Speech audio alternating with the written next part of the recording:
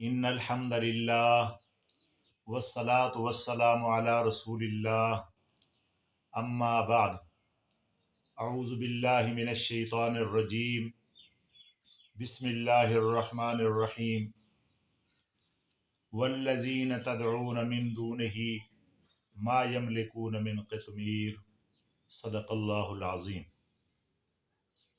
محترم سامعین، مشرکین مکہ کے عقیدے کے متعلق بات ہو رہی ہے، اس لیے کہ اگر مشرکین مکہ کا عقیدہ سمجھ آ گیا تو قرآن مجید سمجھنا آسان ہوگا، خاص طور پر اللہ تعالیٰ کی توحید سمجھنا آسان ہو جائے گی۔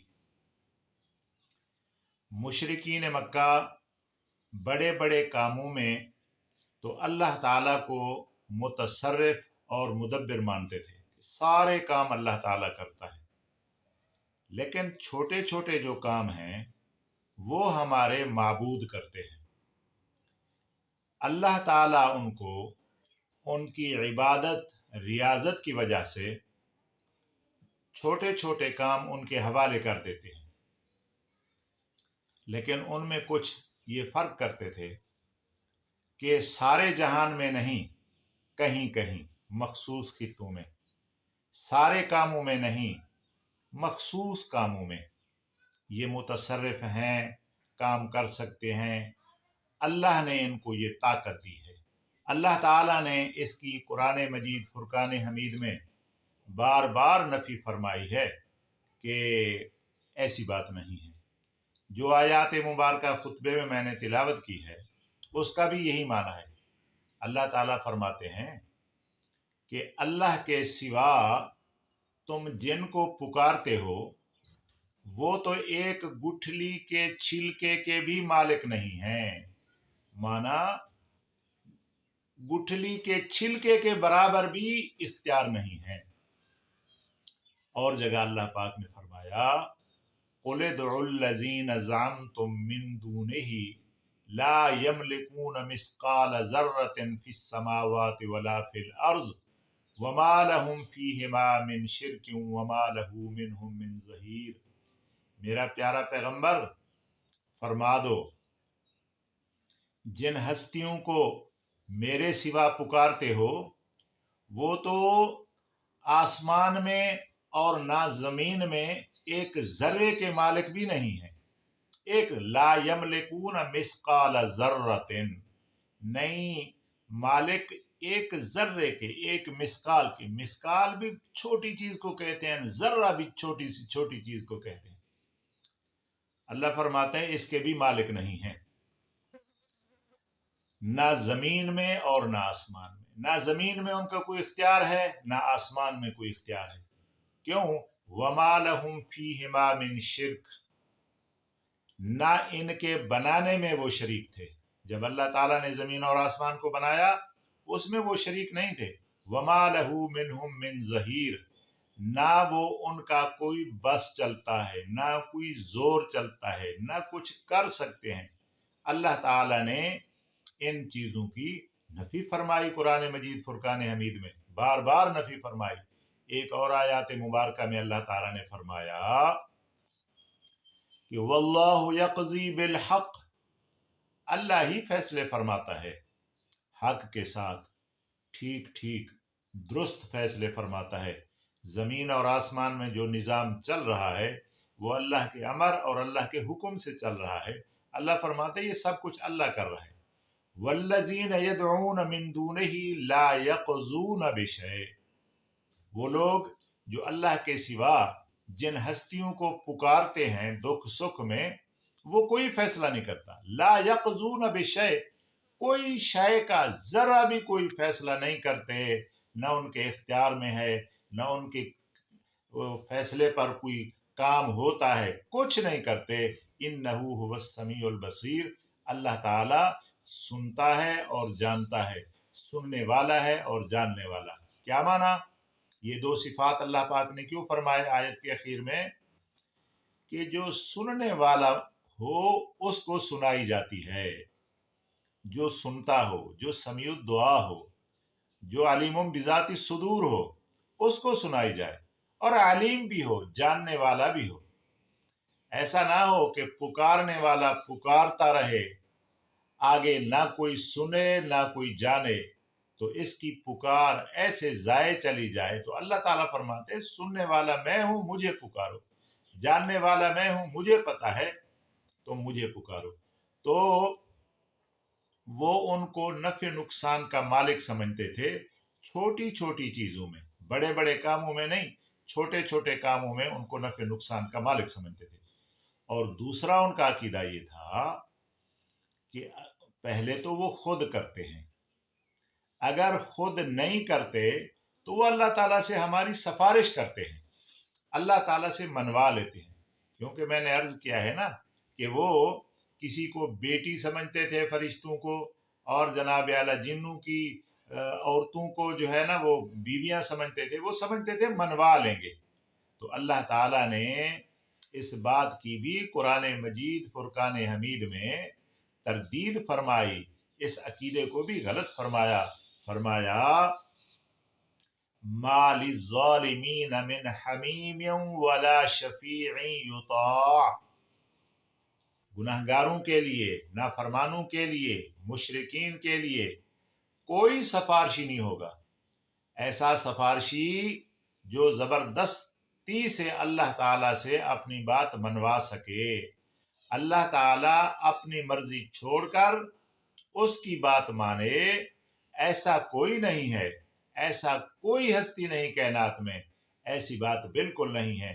اللہ تعالیٰ نے قرآن مجید فرقان حمید میں اس کا بھی بار بار رد فرمایا، بہت سی آیاتیں ہیں، مختصراً ایک ایک دو عرض کر رہا ہوں۔ تیسرا ان کا عقیدہ یہ تھا کہ جو ہمارے معبود ہیں یہ عالم الغیب ہیں، یہ مشکل کشا حاجت روا ہیں، یہ ہمارے حال کو جانتے ہیں اور ہماری مدد کو پہنچتے ہیں۔ ان کو پتہ ہوتا ہے جہاں ہم پکاریں ہماری فریاد کو سنتے بھی ہیں اور ہماری مدد کے لیے آ بھی جاتے ہیں، ہماری مدد کے لیے آ جاتے ہیں، ہماری حاجت روائی کر سکتے ہیں۔ اللہ تعالیٰ نے ان کو اختیارات دیے ہیں۔ اللہ پاک نے اس عقیدے کے بھی قرآن مجید فرقان حمید میں بار بار جو ہے اس کی مذمت بیان کی ہے، اس کو غلط قرار دیا ہے۔ اللہ تعالیٰ سورۃ فاطر میں فرماتے ہیں ان تدعوہم لا يسمعوا دعاءکم ولو سمعوا ما استجابوا لکم ویوم القیامت یکفرون بشرککم ولا ینبئک مثل خبیر۔ اللہ فرماتا ہے ان تدعوہم، اگر پکارو تم ان کو، اپنے معبودوں کو، لا یسمعوا دعاءکم، وہ تمہاری پکار کو نہیں سنتے، نہیں سن سکتے، ولو سمعوا، اگر بالفرض والمحال سن بھی لیں، مستجابوا لکم، وہ جواب نہیں دے سکتے، ان کو جواب دینے کی صلاحیت بھی نہیں ہے، تمہاری پکار بے فائدہ ہے۔ وَيَكْفُرُونَ بِشِرْكِكُمْ، تمہارے اس شرک و پکار کا قیامت والے دن انکار کریں گے۔ کیسے انکار کریں گے؟ قرآن مجید فرقان حمید کی اور بہت سی آیاتیں ہیں جن میں اللہ تعالیٰ نے ذکر فرمایا قیامت والے دن اللہ تعالیٰ جب لوگوں کو جمع کریں گے تو سب سے پوچھیں گے، جو پکار رہے ہیں ان سے بھی پوچھیں گے، جن کو پکارا جا رہا ہے ان سے بھی پوچھیں گے، آمنے سامنے۔ بھئی تم کیوں پکارتے تھے؟ تمہیں انہوں نے کہا تھا۔ جن کو پکارا جا رہا ہے ان سے پوچھتے تھے کہ تم نے ان کو کہا ہے، تو ساری بات کھلے گی، وہاں سب انکار کریں گے۔ تو وہ کہیں گے یا اللہ انہوں نے ہمیں نہیں پکارا، ہمیں کوئی پتہ نہیں ہے، یہ جھوٹ بول رہے ہیں۔ تو یہی معنی ہے وَيَوْمَ الْقِيَامَةِ يَكْفُرُونَ بِشِرْكِكُمْ وَلَا يُنَبِّئُكَ مِثْلُ خَبِيرٍ، وہ تمہارے اس شرک کا انکار کریں گے۔ اور اللہ تعالیٰ فرما رہے میرا پیارا حبیب، یہ جو تم کو خبر دے رہا ہے نا، ایسا خبر دینے والا کوئی نہیں، یہ تمہیں اللہ علیم خبیر خبر دے رہا ہے، جو خبیر ذات ہے وہ خبر دے رہی ہے، یعنی پکی خبر ہے، اتھینٹک خبر ہے۔ اللہ خبیر جو ہے وہ آپ کو بتا رہے یہ بات حقیقت ہے۔ ایک اور قرآن مجید فرقان حمید میں آیات مبارکہ آئی ہے، سورۃ احقاف میں اللہ فرماتا ہے ومن اضل ممن يدعو من دون اللہ، اس انسان سے زیادہ گمراہ کون ہو سکتا ہے کہ جو اللہ کے علاوہ کسی اور ہستی کو پکارتا ہے. من لا یستجیب لہ الی یوم القیامہ، جو ان کو قیامت تک جواب نہیں دیتی. یہ پکارتا رہے پکارتا رہے پکارتا رہے، قیامت تک اس کو جواب نہیں ملے گا. کیوں نہیں ملے گا؟ وہم عن دعائہم غافلون، وہ ان کی پکار سے غافل ہیں. تو اللہ تعالیٰ نے اس عقیدے کو بار بار رد فرمایا کہ وہ غافل ہیں، وہ نہیں سن سکتے.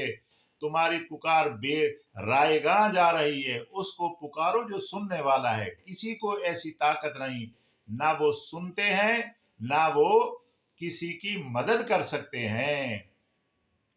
والذین تدعون من دون اللہ والذین تدعون من دون اللہ لا یملکون لہم من شیء. ایک اور آیات مبارکہ ہے جس میں اللہ تعالیٰ فرماتے ہیں جن کو تم پکارتے ہو وہ کوئی فائدہ تمہیں نہیں دے سکتے. کشف الضر عنکم ولا تحویلا، نہ وہ تمہاری تکلیف کو کھول سکتے ہیں ہٹا سکتے ہیں، نہ تبدیل کر سکتے ہیں. تبدیل کا معنی زیادہ ہے تھوڑی کر دیں، یا ایک جگہ تکلیف ہے اس کو ہٹا کر دوسری جگہ لگا دیں. اللہ فرماتا ہے کسی کو کوئی طاقت نہیں ہے. تو اس عقیدے کا بھی اللہ تعالیٰ نے قرآن مجید فرقان حمید میں بار بار رد فرمایا کہ نہ کوئی پکار سنتا ہے نہ کوئی کسی کی مدد کر سکتا ہے. اور بھی ان کا عقیدہ تھا چوتھا کہ یہ جو ہمارے معبود ہیں یہ ریاضت کی وجہ سے، عبادت کی وجہ سے، اللہ کے پیارے ہونے کی وجہ سے، اللہ کے یعنی جانشین ہونے کی وجہ سے، اللہ کے نمائندے ہونے کی وجہ سے، جس طرح اللہ تعالیٰ کی عبادت کرنا جائز ہے اسی طرح اللہ تعالیٰ نے ان کی عبادت کو بھی جائز قرار دے دیا. ہم ان کی بھی عبادت جو کرتے ہیں یہ سمجھو اللہ کی عبادت ہے. اس کو بھی قرآن مجید فرقان حمید میں اللہ تعالیٰ نے کئی دفعہ ذکر فرمایا. اس کی تو بڑی تفصیل ہے کہ اللہ فرماتا ہے الہ تمہارا میں ہوں اور میں ایک ہوں عبادت کے لائق. الہ کا معنی ہوتا ہے عبادت کے لائق، عبادت کے لائق. اللہ فرماتا ہے عبادت کے لائق میں ہوں، میرے سوا کوئی نہ الہ ہے نہ کسی کی عبادت جائز ہے، صرف میری عبادت کرو. تو اللہ تعالیٰ نے اس کا تو کئی 100 دفعہ کئی 1000 دفعہ اس کا رد فرمایا کہ الہ میں ہوں، الہ میرے علاوہ کوئی نہیں ہے، عبادت صرف میری کرو اور کسی کی نہ کرو. اللہ تعالیٰ مجھے اور آپ کو ان قرآنی ارشادات پر عمل کرنے کی توفیق عطا فرماوے. وآخر دعوانا الحمدللہ رب العالمین.